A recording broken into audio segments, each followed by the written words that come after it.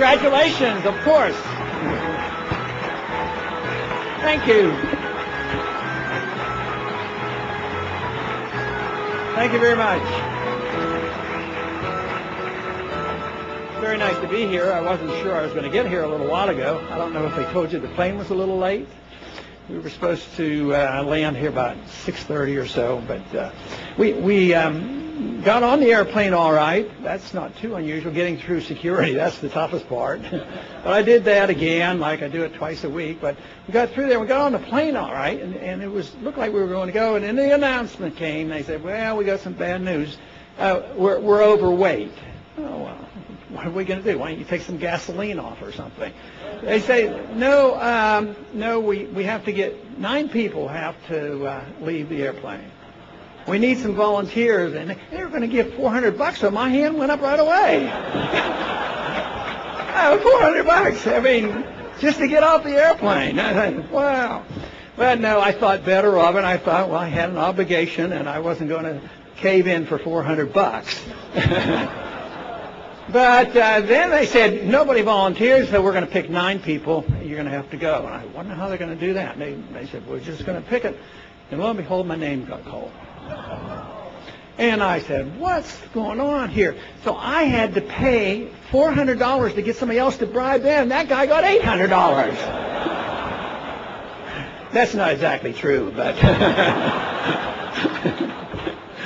But anyway, we sat for an hour or so, and but we made it in here. But it's so nice to see everybody, and it's so good to understand things are happening in the Republican Party out here. That's pretty neat. So glad that there's an influence, that the freedom movement is alive and well, and Campaign for Liberty is alive and well and doing quite well around the country. So it's, to me, it's very exciting. And I don't know if you've heard about it, but I have a personal interest in an election coming up soon. It's down in Kentucky.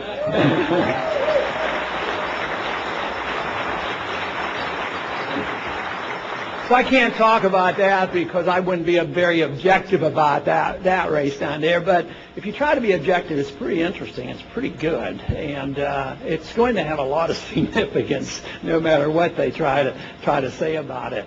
But Rand's doing very well. The last poll, which was not his poll, it was an independent poll, he was up 16 points. So this is pretty amazing. But most individuals don't believe it could be that good, and it'll be a lot closer. But we have 5 children. That means Rand has 4 siblings, and we'll be there on Tuesday, and my wife will be going up with us there. So we're hoping that it's going to be an exciting evening, and there'll be a celebration, and another message will be sent across this country that we're ready for some changes.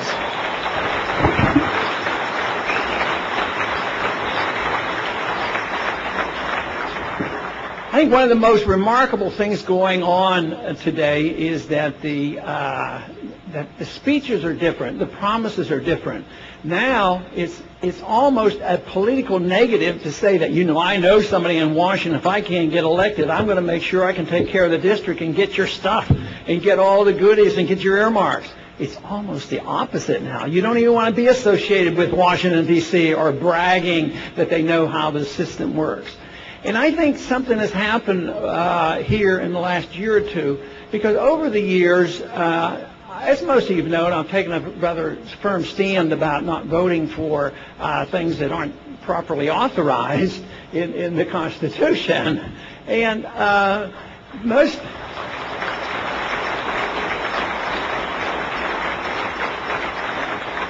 even though that was not mainstream politics in Washington, I think subtly many of them respected those views, because so often they would come up, other members would come up to me and say, this is utterly amazing that you can do this and get reelected. How do you do that? But now it's mainstream. We're getting to be mainstream. It's better now not to promise to go up and cut spending and cut taxes and cut regulations. No more deficits. This is what's become popular. So there's every reason for us to be optimistic about what's happening. Not what's happening in Washington yet, but optimistic about what's happening outside of Washington, groups like this. because our numbers are growing. There's no doubt about it. And, of course, I've said so many times and continue to be enthusiastic about going to the campuses, because the young people are certainly interested in this. Yesterday or the day before, I was walking out of my office over to vote, and there were a group of teenagers out in the corridor of the Cannon building. It might have been 20 or so. But several of them recognized me, and the one ringleader that really knew me and was enthusiastic came over and introduced himself, and he looked so young. But I said, "How old are you?" And he said, "Well, they're 17. They were juniors and seniors in high school, and they wanted to talk about the issues." And I said, "Well, how did you get interested?" He says, "Well, I read your book on the Fed." And they knew about the Federal Reserve, and they knew what was going on, and there is no way I would have had the vaguest knowledge about what was going on when I was a senior in high school. I was trying to get good grades and try to win a track meet and swim and things like that, but I didn't know anything about politics. But the young people, there's a large number of them are really responding very favorably, and we should be very excited about that.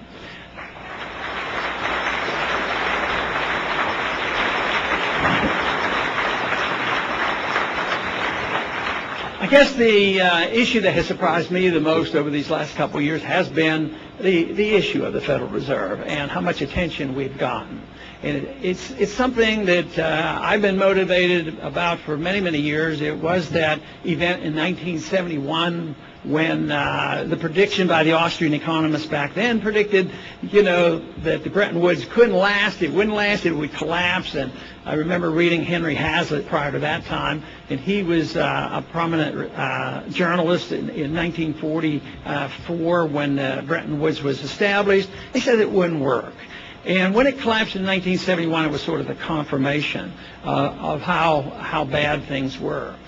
But since that was when I became fascinated. I thought, I need to talk about this. This is important stuff. And so I started talking about it, and then had a token race and did it politically, thinking that was the only place I could get a couple people to listen. And there were only a couple people at the beginning for many, many years. But even over those many years, decades literally, it was not an issue. It has not been an issue until just recently. And I think that several things have come together. Some people give the presidential campaign a little bit of credit, calling attention to this issue. That's part of it, but there's more to it than that. One, I think it's the subtle education going on in Austrian economics throughout the country. Places like the Mises Institute, teachers like Tom Woods and others out there reaching people. So that has, laid the groundwork for this. But then, on top of that, the economic collapse came. The financial crisis. It hit. And although they will not recognize it in Washington, it was recognized by so many others that that this was a predictable event. It annoys me to no end because they have another commission, to study how this came about. Another Washington commission. They did that in the 30s. It was called the Pecora Commission. Some people call this the second Pecora Commission. But they have Republicans and Democrats that have it balanced. But they don't have it balanced. They all are Keynesians or socialists on the commission. And everybody they bring to before the commission to ask them questions, it's all the same. They're not calling and talking to the people that knew it was coming, predicted it, and understood it. But nevertheless, the information is getting out there, and the people are waking up, and they know there's another option. And I think that is part of what's going on in the Tea Party movement and the various groups, and obviously the Campaign for Liberty, because something has to give, and now people are recognizing this. Not only will it have to give on this financial burden, this spending. I mean, how long can we do this? And it was not hard to figure out that we got into this crisis because governments spent too much money, they taxed too much, they borrowed too much, they regulated too much, and they printed too much money. So they finally admit, it comes down on our heads. 2 years ago, people panic, we're going to have a depression, we got to do something. This is drastic, let's do emergency legislation. So what did they do? They increased taxes, they increased regulations, they increased spending, they increased borrowing, and then they tremendously increased printing the money. And that's supposed to be the solution to the problem. But it's not going to work. I've been saying in all the interviews that it's not over. The correction hasn't occurred. It's just delayed it. And now it's being transferred to internationally, with the debt burdens of the sovereign nations in Europe.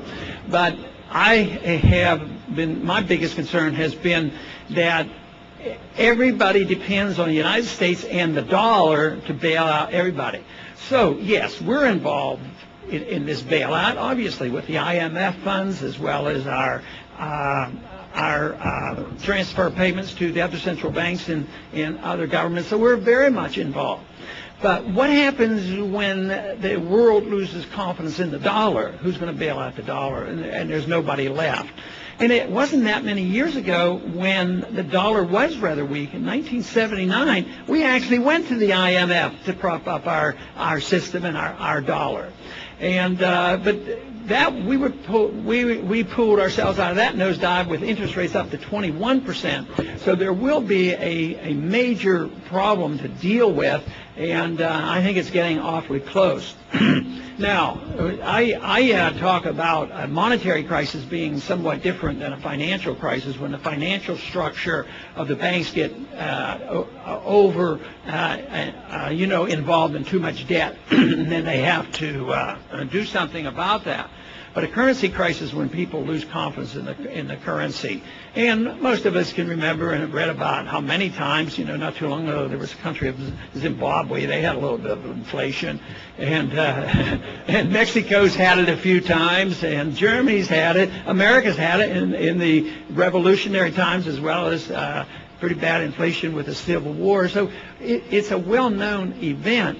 But it's really devastating. But the main reason why it's so devastating is it wipes out the middle class, the people who work hard and try to save and have some wealth, and everything gets wiped out of their accounts rather quickly because it moves so fast. Now, up until now, it's been moving more in a sluggish manner. We as a people, our Congress, established the Federal Reserve in 1913, to give us a stable currency. That was the argument. And to be the lender of last resort. Now, how are they going to give you a stable currency and the lender of last resort at the same time? Well, at that time, the dollar was 1/20th of an ounce of gold. That was the definition. $20 bought an ounce of gold.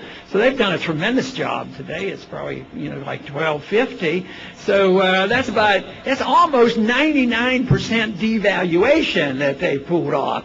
And what happens now if it keeps going and it goes rapidly? It will be very chaotic. And there's been a lot of people suffered from this already.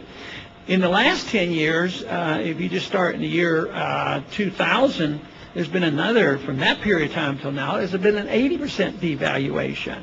Well, in the early part of the 70s, when they had fixed exchange rates, they had two precise devaluations, one at 8% and one at 10%. It was 18%. And I remember those days because that was the time it was, declared that the Bretton Woods couldn't be upheld. But those were very big events, and that ushered in this rampant inflation of the latter part of the 1970s. So I think we are destined to do this, to move ourselves into that category. But the government says, you hear it all the time about the liberal economy. There's no inflation. We can do what we want. You guys worry too much. Oh, yeah, there's no inflation in the cost of government at all. There's no cost going up there. There's no inflation in the cost to get medical care. There's no inflation in the cost to get an education. It's constantly going up, and yet we still haven't seen the worst part yet. So this is a subject that is not going to go away. But how do we solve this, and what do we do? Well, for us in this room, I think most of us know and understand what has to be done. It's sort of now, how do you accomplish it? And that's what we're very much involved. To me, it involves a lot of education, continued education. I think education is probably the most important thing. And then there are some of us that like to take the education and the understanding of free market economics and try to translate that into a politically popular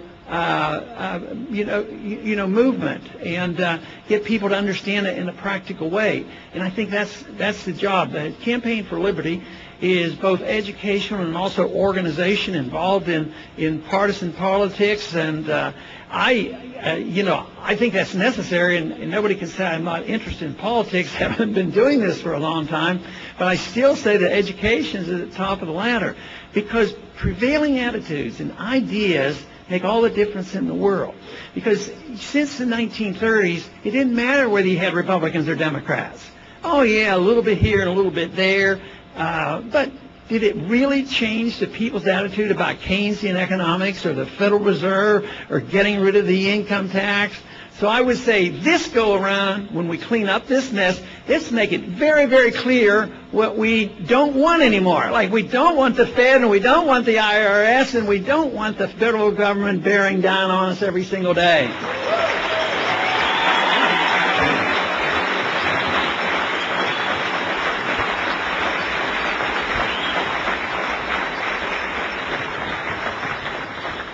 So I think right now we live in very opportune times to get our message out because of the conditions, the groundwork laid by the people in education, and the people being energized. I am convinced that people now are looking at what we're talking about because they know this system is broken, and they are looking for answers. And even those who are on the receiving end of this big government, they're frightened too, because they know this can't continue. And what we must do is not only convince all those who believe strongly in limiting government to its constitutional size, we also have to start nibbling away at those people totally dependent on government. And sometimes it's a lack of understanding. Sometimes they actually believe that they are entitled, that rights means entitlements. And well, it's just the government, they're supposed to give it to us. Oh, yeah, you mean the Constitution limits these function? No, the Constitution is a living, breathing document, and therefore we're allowed to do this. And those individuals in Washington are really following their oath of office. We have to, re-educate them along that line, and we have this opportunity. But for me, it also gives us an opportunity to take the whole picture and put it together, because we have to bring people together on these views on how to do it. How do we get back to a balanced budget? And oh yeah, we're going to cut child health care. That'll do it. And that's not a good political idea. Even though we shouldn't have started all this government medical care and education, that I am still convinced that if we ever want to build a coalition with others outside our group, that is, I think we have to do is cut the spending overseas. It is so much easier to cut.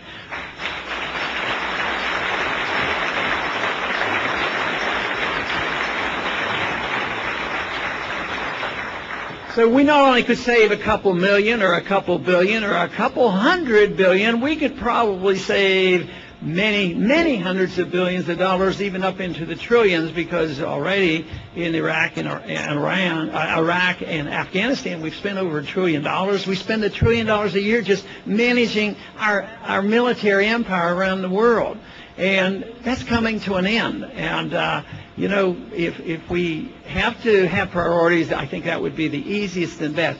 Besides, I am absolutely convinced if we change our foreign policy, we're going to be a lot safer for it. We will not be endangered.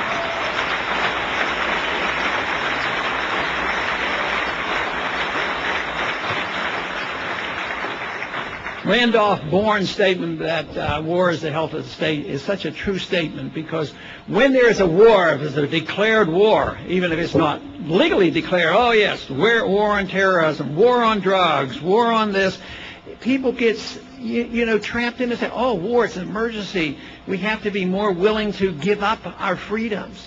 And notoriously they have, and they've done it. the big problem with this so-called war going on now, there's no end to it. In the past, they've undermined our liberties, whether it was the Civil War, World War I, or World War II. Just think of what they did to Japanese Americans and concentration camps. Well, at least they closed those down afterwards, and they backed away from some of the worst things that they did World War I. But this war is going to go on forever unless we change our foreign policy. And, you know, sometimes they accuse us of getting too close to people who believe in conspiracies. But, you know, my answer to that is don't believe in that conspiracy stuff unless it's true.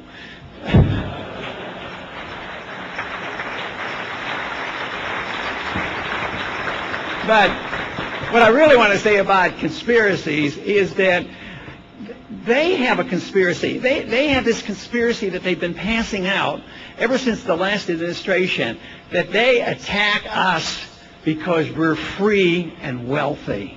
That's why they attack us. Now, that's a conspiratorial idea that if we don't change that, we can't win this. Because I don't believe for a second that's the reason they come. Do they come because of our culture and because of Hollywood? Yeah, they probably resent it. I bet you there's a few of us in this room that might resent a few things that come out of Hollywood.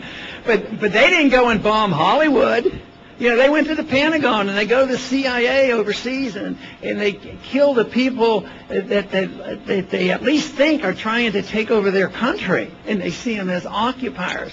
That information to me is so crucial, and yet it's tricky because people get accused. You know, you hear me talk like this, oh, you know, he's one of those blame America's first.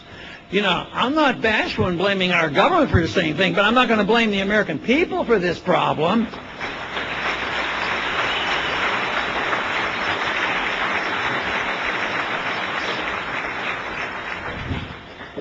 We also should be very concerned about what is done here at home. Not only have we had these wars, but we've had this attack on our civil liberties at home. I never believed there would be a day when it would become official policy, and that's actually is an official policy made worse by Obama because Bush never announced it this way, that and why I can understand why they might do this, but to announce it as policy disturbs me, and that is that if you're an American citizen, that doesn't make you immune from assassination. That, you know, just because you have trouble getting you into a court or something, we can assassinate an American citizen. Well, because he's a terrorist. Well, how do they know he's a terrorist? He's a suspect. And we are on a slippery slope on that. I mean, we have secret prisons, and we have lack of respect for habeas corpus.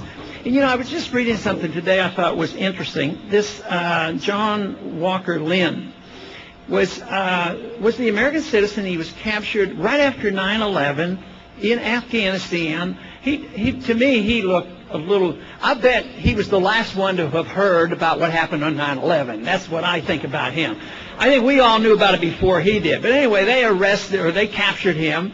And you know what they did? They read him the Miranda rights. They brought him back here and they tried him in a civilian court and sent him to prison.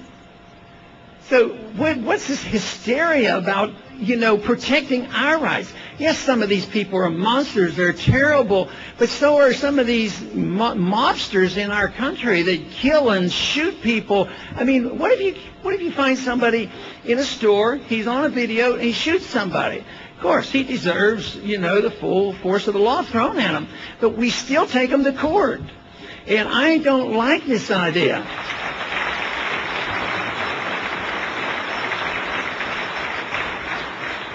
Because the definition of somebody who is un-American or supportive of the terrorists can get, you know, pretty sloppy at times. And then we have the war on drugs and all the terrible things that go on there that, you know, they use to violate our civil liberties. And too often these events like the war on drugs and others, and even the things that are going on at the border, it's mostly, you know, I think a lot of it's directed at us to know what we're doing financially. I think it's the IRS to make sure you haven't sent $25 overseas and didn't report it to the government. That's what they're worrying about. But you know, we really do have a mess on our borders, and it's a complicated mess because we have the illegal aliens coming in, and we have the drug dealers on the borders. It's getting very violent. There's a lot of corruption, both sides of the borders, and a lot of killing going on, and I think it's going to get a lot worse. And there's no easy solution for this. It's not like just putting the army down there is going to solve the whole problem, because as much as I support tightening up and watching what illegals doing, but I think it's an economic problem. I think it's related to economics, because the welfare state encourages a lot of our people not to work, and then the welfare state feeds on the illegals who come in and they do work, and then they bring their families and they get in our schools and they get on the programs, and then we go into a recession, and it really gets painful. And that annoys a lot of us. It annoys me because we have to close down hospitals, and school districts are going bankrupt. So this notion that the solution is amnesty and automatic citizenship for these people, that doesn't make any sense at all to me.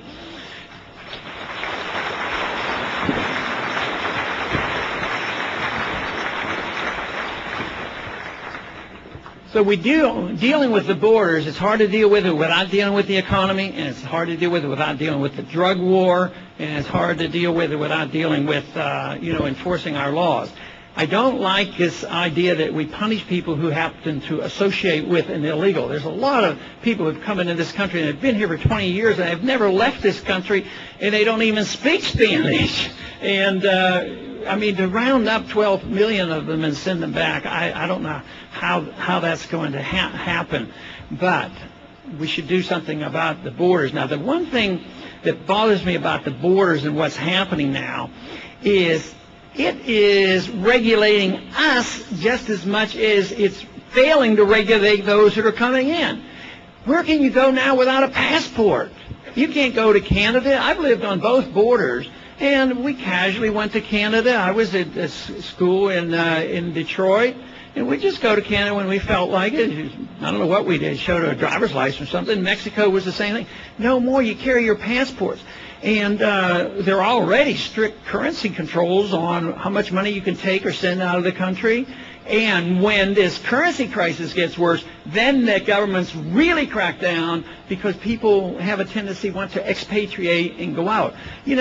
One time I was told that the line that you draw between a free society and a totalitarian society is, can you leave your country with your money?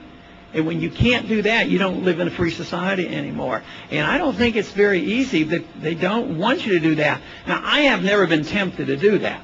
I think, though, that everybody has to have the right to do that, because if you don't have the right to do that, that's when we ought to be thinking about doing it.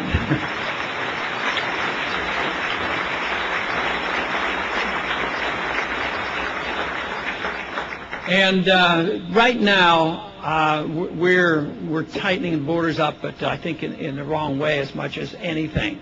But we have a lot on our plate and a lot of things that we have to do.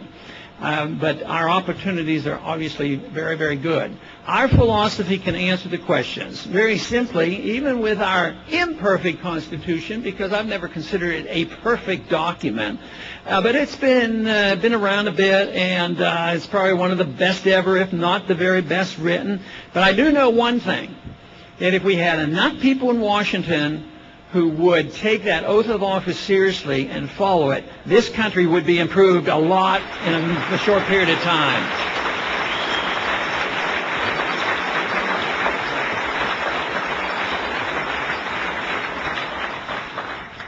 The other thing about the philosophy of liberty is that I've said this many times too, and that is it's appealing. If we can present this in the right way, it is appealing to more than just us in this group. It appeals to people who consider themselves at one time just extreme conservatives, or even liberals believing in civil liberties, honest liberals who believe in limited government in a personal way, or maybe share our views on foreign policy, we can bring people together. I am absolutely convinced that freedom does bring people together. It is the way you bring diverse groups together is by saying, yes, your life is your own. You can do with it what you want, and that the government shouldn't be telling you what you do with it. The restrictions are you just can't hurt people. But in addition to that, you ought to have the right to do with what you earn. Whatever you earn is your right. So you should have economic liberty and personal liberty, and they should be one and the same.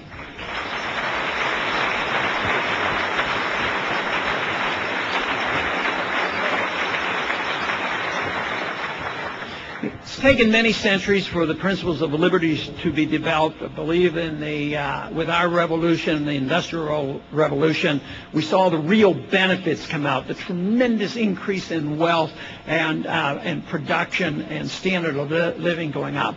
But you know, it's been around for a long time.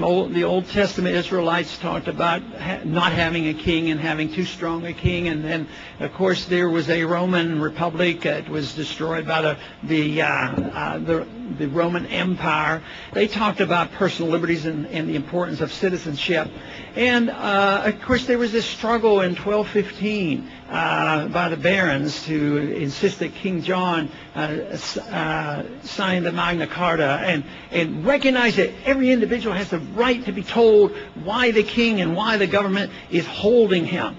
This seems to be slipping away. And when I see some of these things happening in this very country, that this is such a dangerous, dangerous thing. Another great danger I think we face, and this was established in the last administration and carried out in the current administration, and that is that we now as a people endorse preventive war. That's the same as saying we endorse aggression because we're the good guys and we'll go and push ourselves on them. We have to reject that notion of preventive war.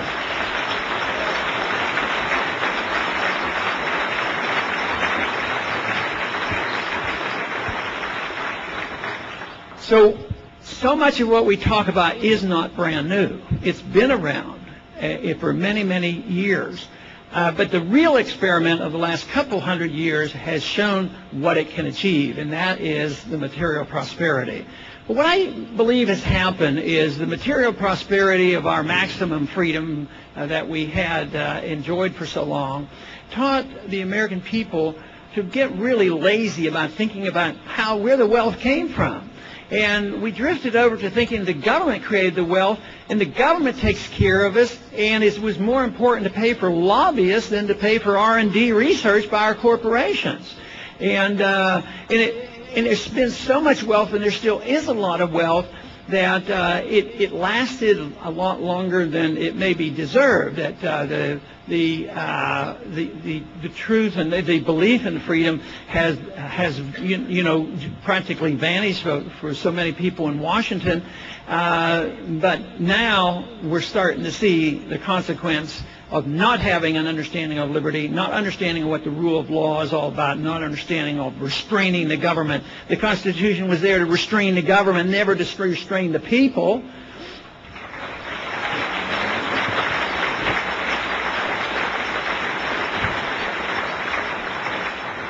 So we now face this crisis in the understanding of liberty, and the making sure that the maximum number of people, the prevailing attitude becomes that of liberty. Now, you might say, well, this is a small group. We have several hundred here, but we need millions and millions. The truth is you really don't. You just need a lot of energetic people, determined to win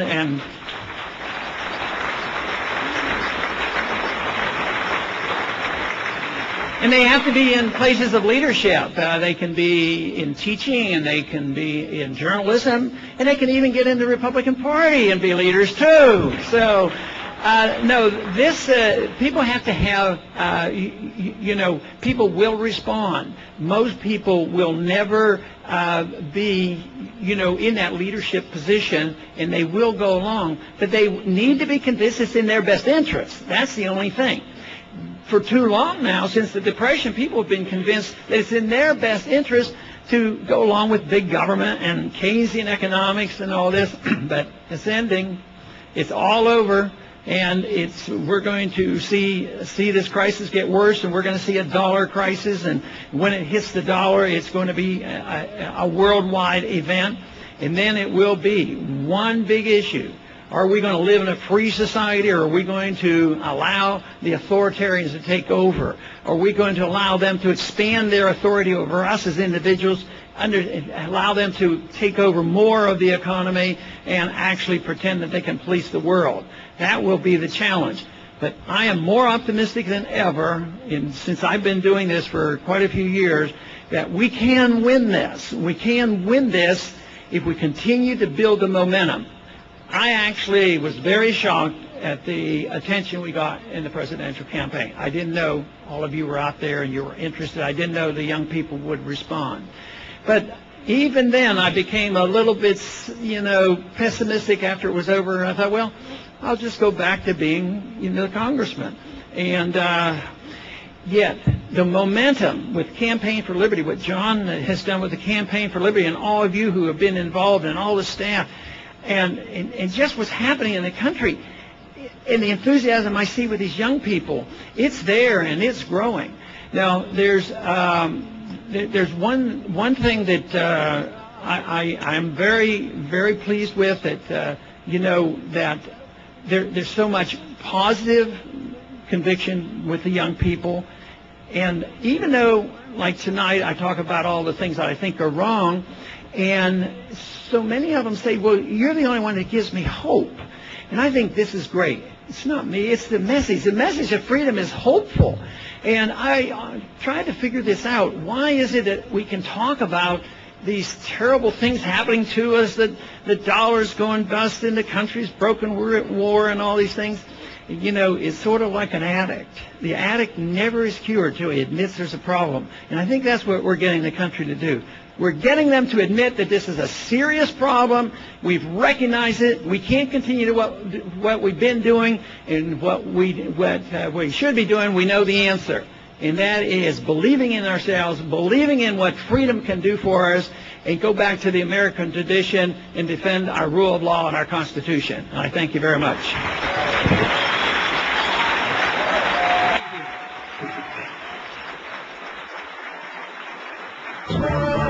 Dragging me down.